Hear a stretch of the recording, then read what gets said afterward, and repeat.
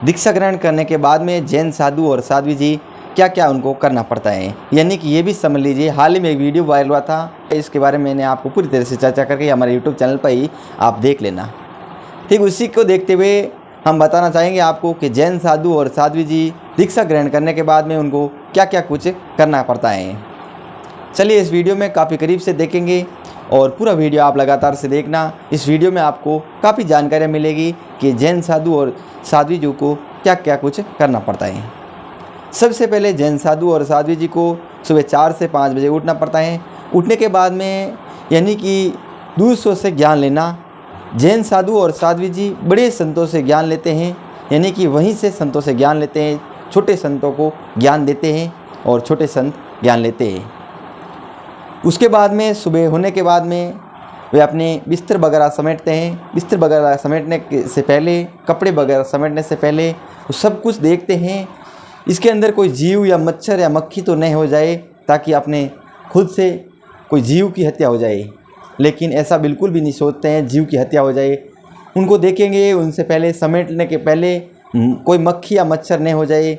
और फिर बाद में बिस्तर समेटने के बाद में पूरी तरह से सूर्य उदय हो जाने के बाद में उसके बाद में आगे की चर्चा करते हैं। एक टाइम खाना करते हैं, यानी कि साधारण भाषा में बोले जाए उपासना करते हैं। जैन साधु और साध्वी की भाषा में बोले तो उपासना करना, यानी कि उपास करना। उसके बाद में क्या क्या उनको कुछ करना पड़ता है। सबसे पहले तो वो नहीं तो उनके पास कोई घर होता है, नहीं कोई बंगला होता है। वे जो जैन साधु और साध्वी जी के लिए बने होते हैं उनके अंदर ही ठहरते हैं। उसके बाद में एक स्थान से दूसरे स्थान जाने के लिए पैदल ही चलते हैं। एक स्थान से दूसरे स्थान जाने के लिए पैदल क्यों चलते हैं? क्योंकि वे कभी किसी से साधन का, वाहन का उपयोग नहीं करते हैं, क्योंकि वो चाहते हैं कि हमारी वजह से किसी भी की जीव की हत्या हो जाए, ये हम नहीं चाहते हैं। जैन साधु और साध्वी जी अपने हाथों से कभी खाना नहीं बनाते हैं, नहीं वे कभी अग्नि का प्रयोग करते हैं। अग्नि का प्रयोग इसलिए नहीं करते हैं क्योंकि वे अपने नहीं चाहते हैं कि अग्नि का प्रयोग करते हैं। दीक्षा ग्रहण करने के बाद में वे हमेशा किसी दूसरे घर से खाना खाते हैं।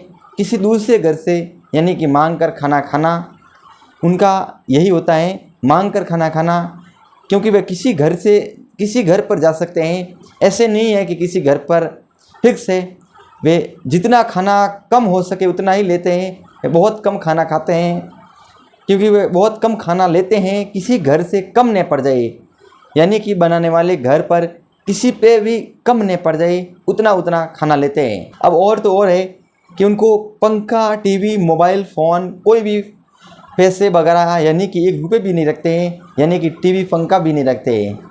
कभी जैन साधु और साध्वी जी कभी न्यूज़पेपर नहीं पढ़ते हैं। अगर किसी भी हाल में पढ़ना पड़ जाए तो वह कोई भी फ़ोटो को नहीं देखते हैं, यानी कि कोई भी फ़ोटो को नहीं देखते हैं। पंखा, टीवी का उपयोग नहीं करते हैं। अगर पंखा, टीवी का उपयोग करना पड़ जाए, लेकिन वे केवल करेंगे मच्छरदानी का उपयोग करेंगे, बल्कि कोई भी फ़ोन का उपयोग नहीं करेंगे जैन साधु और साध्वी जी।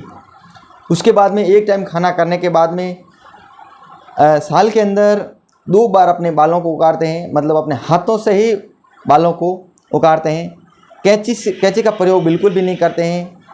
कैंची का प्रयोग इसलिए नहीं करते हैं, अपने हाथों से ही बाल को लेते हैं। वे आपस के अंदर ही बताए जा रहे हैं, बाल को उखाड़ना, बाल को काटना बिल्कुल नहीं है, उखाड़ना अपने हाथों से। पास में कोई खड़ा व्यक्ति हो तो फिर वे व्यक्ति देख नहीं सकता है, इतना उनको दर्द भी होता है। लेकिन उनको, साधु और साध्वी जी को बिल्कुल दर्द नहीं होता है। उनको शक्ति मिल जाती है, क्योंकि साधु और साध्वी जी की शक्ति मिल जाती है, बड़े साधु और साध्वी जी की।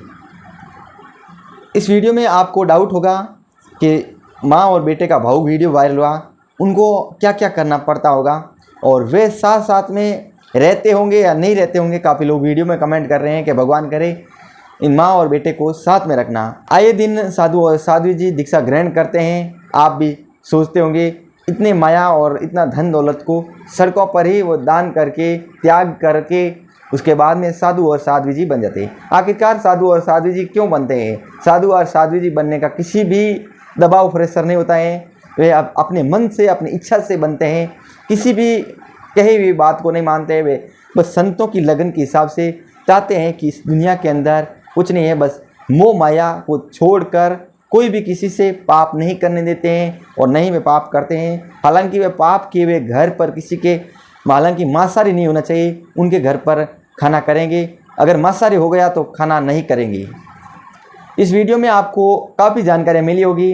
अगर आपके मन में डाउट होगा तो हमें कमेंट सेक्शन ज़रूर बताकर हमारे चैनल को ज़रूर सब्सक्राइब करिएगा।